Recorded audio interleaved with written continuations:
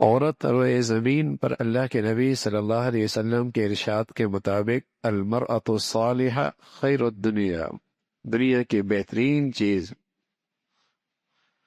الدنیا متاع و خیر المتاع المرأة الصالحہ، نیک بچی، نیک عورت، نیک ماں، نیک بیوی، نیک بہنا، خیر المتاع بہترین چیز ہے اس دنیا کی، بہترین چیز ہے۔ لیکن اللہ کے نبی صلی اللہ علیہ وسلم فرمانے لگے دنیا کے فتنے سے بچنا، عورتوں کے فتنے سے بچنا، جب یہ اپنے حدود سے تجاوز کرے دنیا بھی تباہی ہے اور عورت بھی معاشرے کے لیے بربادی ہے۔ حد ہے نا، ایک حد ہے، حدود ہے۔ تو رسول اللہ صلی اللہ علیہ وسلم نے بتایا کہ ایک عورت تھی، پس قد تھا، اس کا قد چھوٹا تھا، لیکن وہ لوگوں میں نمایاں ہونا چاہتی تھی۔ تو وہ بڑی دو عورتیں میں جو بڑی مشہور تھی ان کے ساتھ چلا کرتی تھی، اور اس نے اپنی جوتے کے نیچے لکڑی کی ایڑی لگا رکھی تھی، اونچی لگے، لکڑی کی ایڑی اونچی لگے۔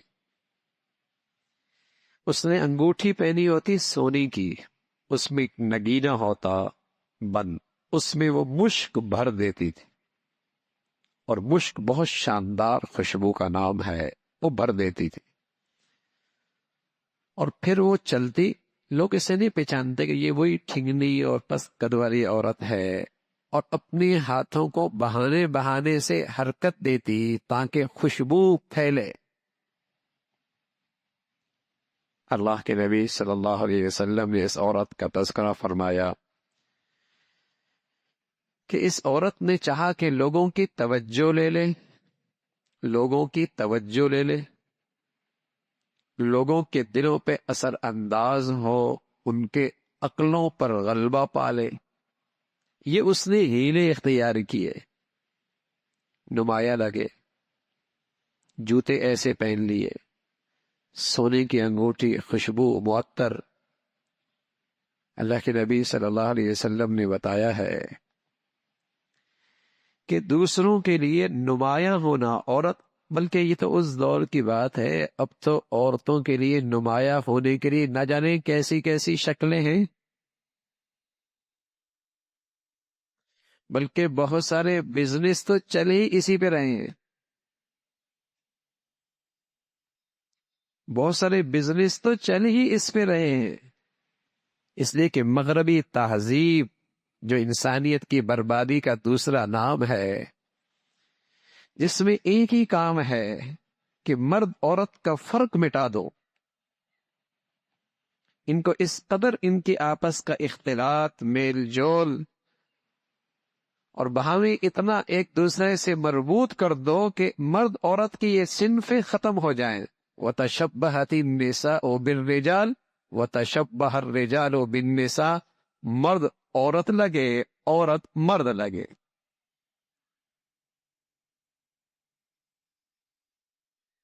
تو رسول اللہ صلی اللہ علیہ وسلم نے اس عورت کا تذکرہ کیا جو نمایاں ہونا چاہتی تھی۔ اب نمایاں ہونے کے کیا کیا انداز ہیں؟ بالوں کا انداز، بناؤ سنگھار کا انداز، لباس پوشاک کا انداز، چال کا انداز، یہ ساری شکلیں اختیار کی جاتی ہیں۔ ایک مرتبہ ابو ہریرہ فرمانے لگے رضی اللہ تعالیٰ عنہ، ایک عورت میرے پاس سے گزری، خوشبو لگائی ہوئی، تو میں نے اس سے کہا یا امت الجبار، اے جبار کی باندی، یہ کیا کیا ہو تو نے؟ کہاں جا رہی ہو؟ کہنے لگی مسجد جا رہی ہوں۔ حضرت ابو ہریرہ فرمایا تو نے خوشبو لگائی ہوئی ہے؟ کہا نام، میں نے خوشبو لگائی ہے۔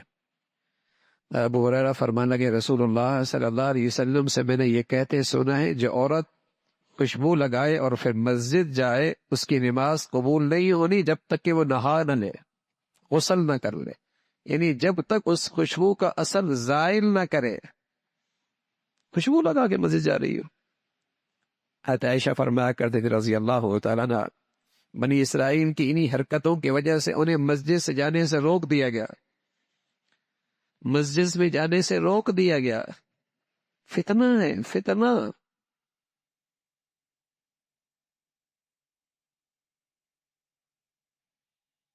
عطر لگا کے جا رہی ہو، خوشبو لگا کے جا رہی ہو، تو اللہ کے نبی صلی اللہ علیہ وسلم نے یہ واقعہ سنایا، اور آپ کی تعلیمات ہیں کہ عورت کا فتنہ ہے، اس میں احتیاط بہت ضروری ہے۔